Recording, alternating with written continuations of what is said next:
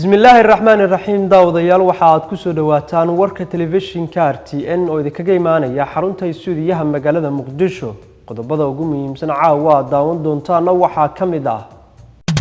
madaxweynaha Soomaaliya oo uu ambabaxay dalka Turkiga kadib al-shabaab markii ay qabsadeen degmada Masaajid Cali Gaduud